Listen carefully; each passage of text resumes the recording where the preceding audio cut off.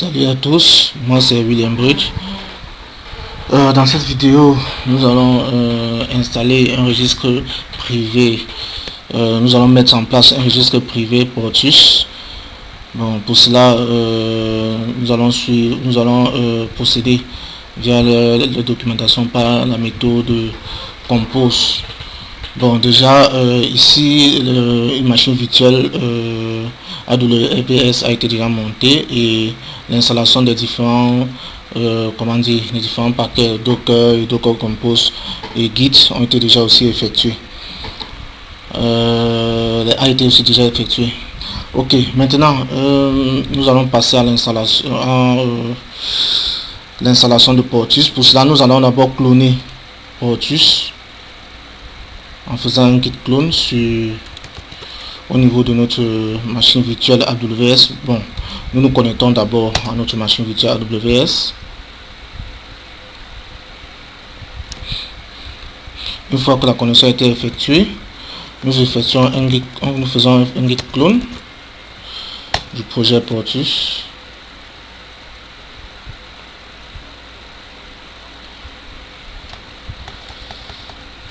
Alors, quelques soucis de connexion internet.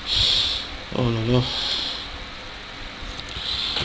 Là, je vais encore essayer de me connecter. Bon, j'ai quelques soucis de la connexion internet ici à ce niveau.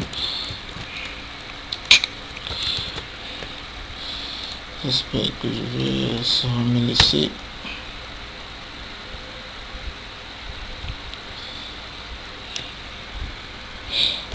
Voilà, Portus a été le projet Portus a été cloné avec succès.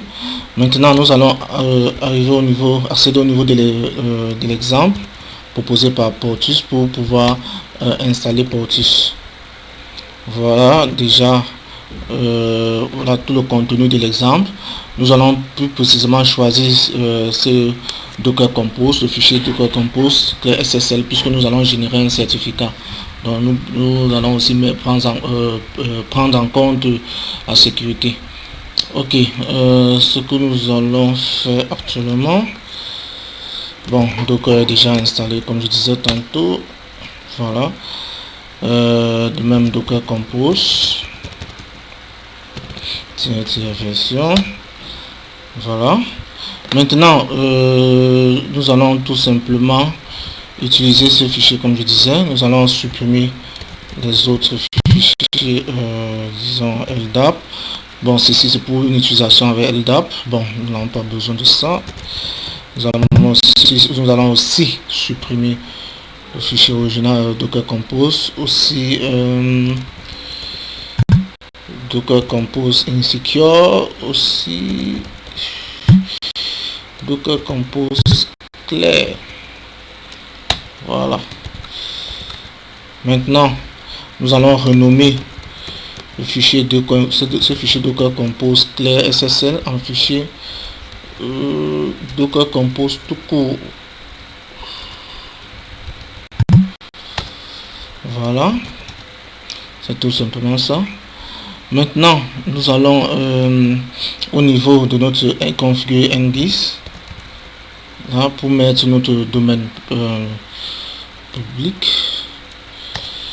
à ce niveau, pour mettre notre domaine public AWS là.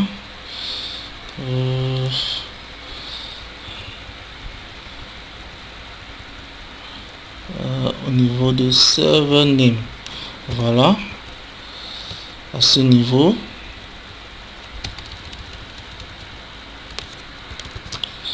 Voilà, nous enregistrons et nous fermons tout simplement, puisque c'est à partir du serveur NDIS, notre serveur web, qui sera lancé au niveau qui va nous permettre d'accéder à l'interface graphique.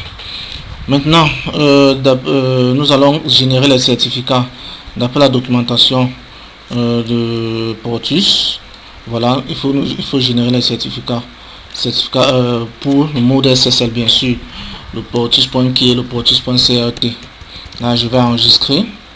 Je vais copier cette commande, lancer à ce niveau, au niveau de ma propre machine. Là. On me demande le name Cameroun. Ici, pas besoin.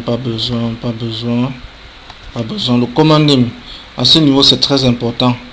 Si le command name est mal renseigné, ça ne pourra pas marcher. Voilà, ça va échouer à cause du certificat. Donc, nous allons coller notre domaine public là, de AWS. Bon, ici, pas besoin. C'est tout. Là, vous voyez que le portus.crt, le portus.qui a été généré. C'est ceci que nous allons envoyer au niveau de notre serveur, à ce niveau, au niveau de notre serveur, puis mettre dans le répertoire secret. Là, puisque c'est ce répertoire selon qui doit contenir le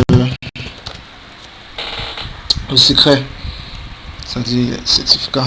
Bon, maintenant, nous allons d'abord configurer ce certificat pour qu'il puisse être pris en compte sur notre propre machine. Sinon, si c'était un certificat valide au niveau d'une autorité de certification, on ne devait pas le faire, on n'avait pas besoin de le faire. Bon, pour cela, nous allons faire copier ceci, CRT, portus.qui, dans le répertoire USR, local, share, certificate. Là, il y avait d'autres. Bon, on va d'abord supprimer d'abord ce qui était déjà avant. Là. Bon, la permission. Là.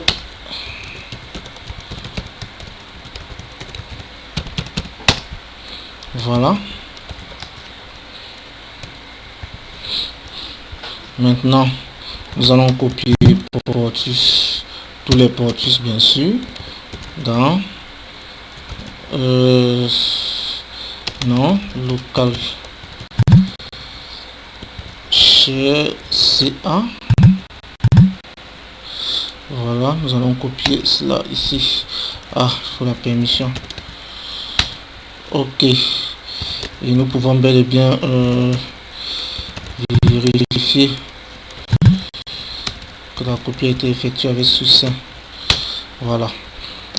Maintenant, une fois que nous avons fait cela, nous devons mettre à jour notre machine, en fait l'ensemble des certificats de la prise en compte sur notre machine. Nous allons faire sudo update CA certificate pour qu'il puisse prendre encore notre propre certificat privé, notre certificat privé. Voilà.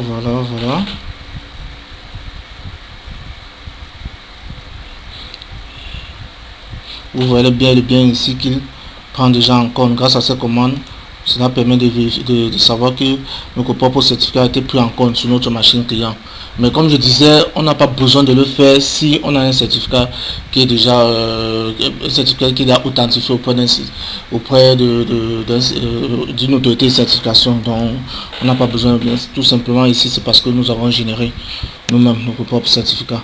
Ok, maintenant nous allons aussi redémarrer notre Docker ici sur la machine client, bien sûr. Le Docker sur la machine client, le service Docker, pour qu'il puisse prendre aussi en compte ce certificat. On va le redémarrer. Voilà, c'est fait. Ensuite, nous allons copier, puisque le but c'est de copier. Le but c'est de copier le certificat à ce niveau. Au niveau de ce dossier, ici nous sommes au niveau de la machine AWS, là c'est au niveau de ma propre machine. Donc nous allons copier sur la machine distante SP portus CR, nous précisons Santos précisons le domaine public là.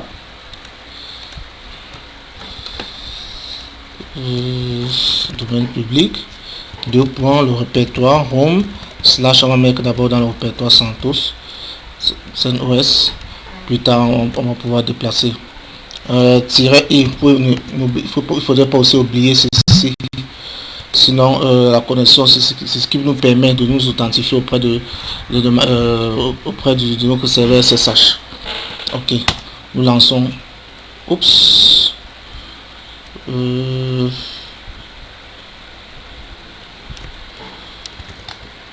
Oups.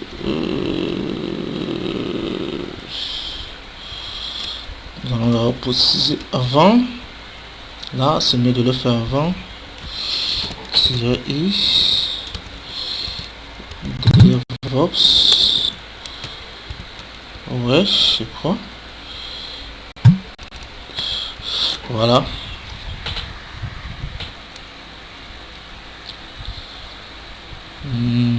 La copie a été effectuée avec succès.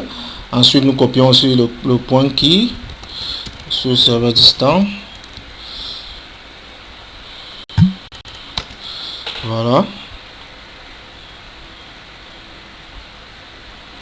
Voilà, la copie a été effectuée avec succès. Maintenant, nous allons au niveau de notre serveur distant. Oups, souci de connexion. Nous allons encore nous reconnecter. Des problèmes de connexion là. Voilà. Nous connectons SSH sur notre serveur. Aïe aïe aïe, la connexion. Ok. Voilà les deux. Nous avons bel et bien nos deux fichiers qui ont été bien copiés. Nous allons les copier. Nous allons copier ces deux fichiers au niveau du répertoire d'exemple de notre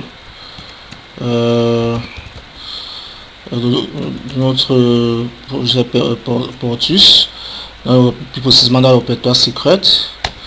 Voilà, nous pouvons même déplacer. Bon, ok, nous accédons. Exemple, compose, secret.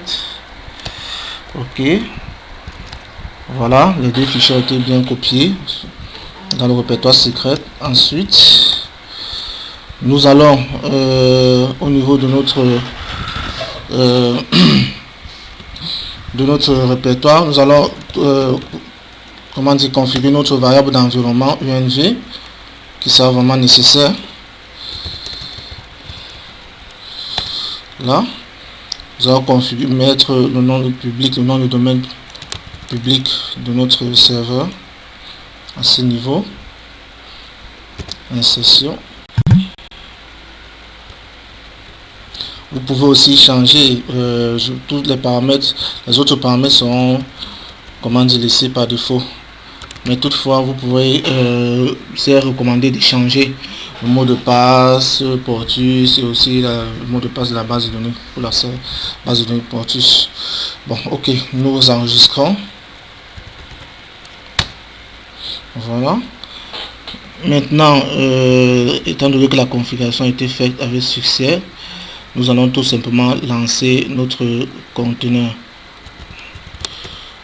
Docker Compose, nos conteneurs en fait. Hop-D. Ceci va permettre de déployer Portus sur notre machine virtuelle AWS.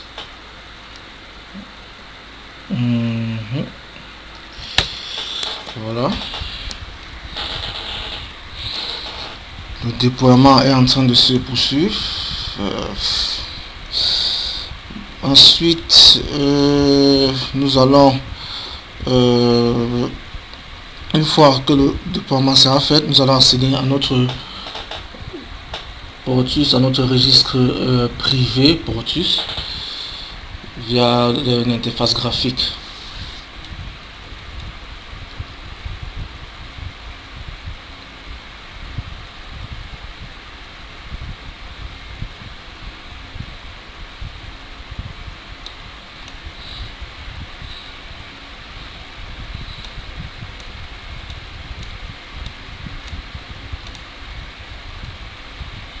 Voilà, l'installation a été effectuée avec succès.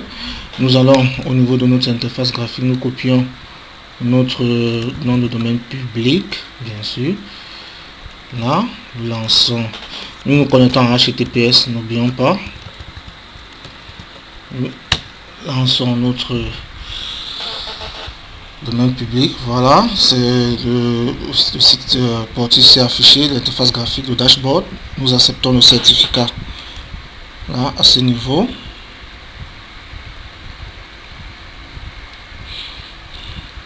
Oups.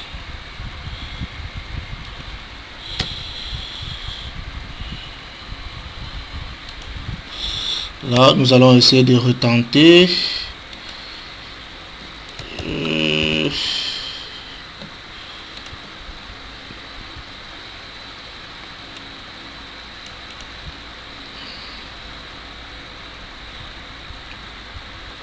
On va essayer de retenter. https //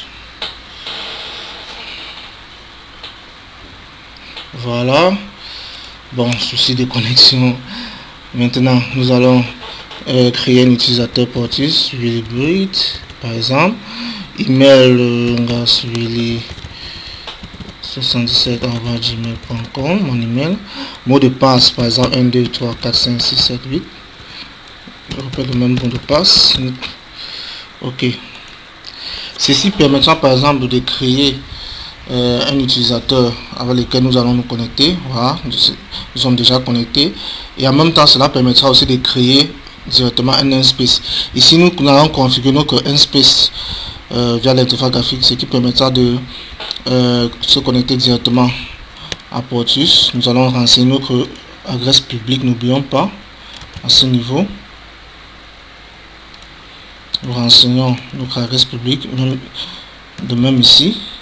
Et nous précisons que nous voulons utiliser SSL puisque nous avons configuré le certificat. Là, nous attendons que le bouton soit actif. Voilà, nous sauvegardons. Ok, l'installation a été effectuée avec succès. Vous voyez ici en vert, riche vert, cela signifie qu'il y a communication, il y a bel et bien communication. Bon, et que la configuration SSL a été faite avec succès. Bon, maintenant, ceci est notre registre. Vous pouvez accéder au namespace là, à ce niveau là. Donc on namespace, vous voyez ici mon namespace Willy, et ici aussi le namespace par défaut qui est à ce niveau. Maintenant nous allons pouvoir, puisqu'il s'agit d'un registre privé, nous allons pouvoir essayer de pusher une image à ce niveau pour qu'il puisse être comment dire, puisqu'il puisse s'afficher à ce niveau. Voilà, nous allons d'abord recenser l'ensemble des images sur notre machine. Là, nous allons par exemple prendre cette image qui est vraiment très légère, BusyBox. Nous allons prendre cette image, mais nous allons prendre son ID, puisque pour pouvoir pusher une image, par exemple, nous allons d'abord taguer l'image. Voilà, et pour taguer l'image, nous faisons docker tag, nous mettons l'ID de l'image dont nous voulons taguer. Et pour le nom du tag sera quoi? Le nom sera d'abord le domaine public de notre serveur, de notre registre privé. Ensuite slash notre namespace là, c'est-à-dire mon namespace à moi, Willy. Ensuite slash le nom de, par exemple, le nom de l'image, par exemple. Nous pouvons dire, c'est pas BusyBox, disons V1 par exemple, c'est juste un exemple. BusyBox plus par exemple. Ok, nous allons taguer. Le tag a été effectué. Nous pouvons bien vérifier que le tag a été effectué avec succès. Là, it's not a valid repository tag. Oh là là. Nous allons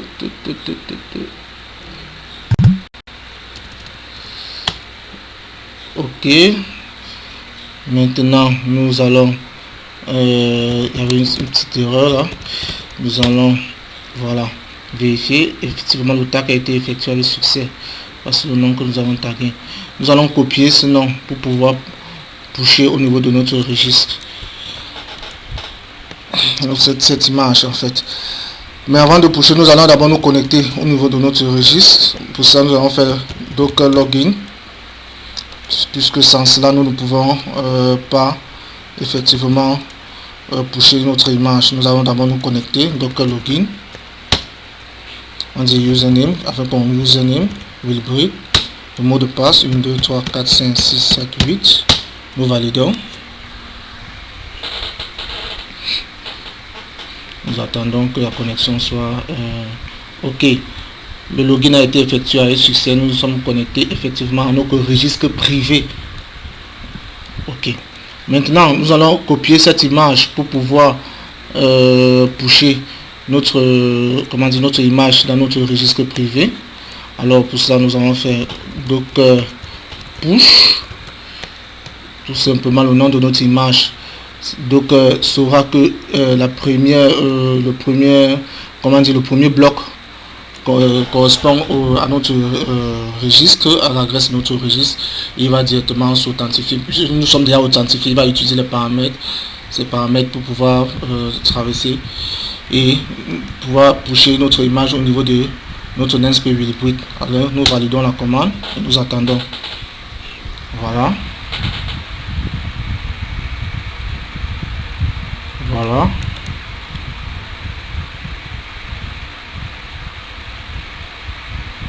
Le push est en train d'être fait. Vous voyez, il y a évolution. Le push est en train d'être fait. Bon, quelques soucis de connexion, mais je crois. Voilà.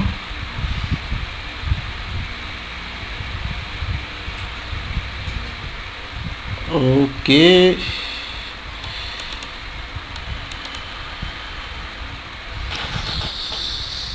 Bon, voilà, le push a été effectué avec succès. Nous pouvons déjà nous attendons juste la sortie. Pushette. Ok, le push a été effectué avec succès. Voilà, nous pouvons déjà aller vérifier au niveau de notre registre à ce niveau. Donc nous allons juste actualiser cette page. Voilà.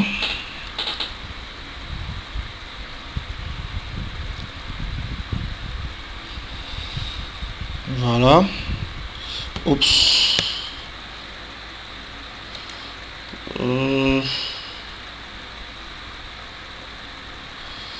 Namespace. Actualiser. Ah, peut-être. Bon, disons, on va créer. Bon, on peut créer Moment Tech. On peut créer une team ici. Je sais pas pourquoi. Cette erreur. Ok. Je crois que il y a une erreur SFE. Bon, je vais encore essayer de repousser l'image. Peut-être il y a eu quelques petites erreurs. Problème de connexion.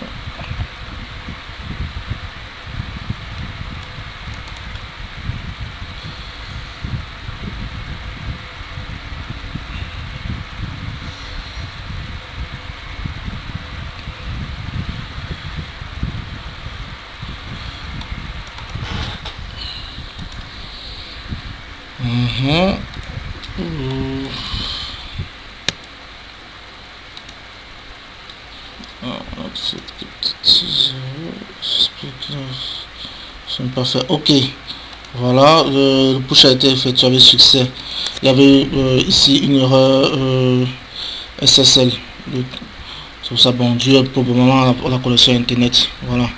Ok, le push a été effectué avec succès. Vous-même vous voyez ici le repository, notre BusyBox, notre image BusyBox qui a été pushée.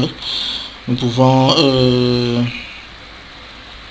comment dire, afficher. Vous voyez, sécurité passe, et Portis permet aussi de tester la sécurité de l'image qui est pushée. Donc la sécurité est bonne. Là nous avons le tag qui est le latex, qui est le tag par défaut. Voilà. Bon, pour la team ici, on peut créer, bon, comment dirais-je, on peut compléter le namespace avec en créant une team ici, par exemple une team pour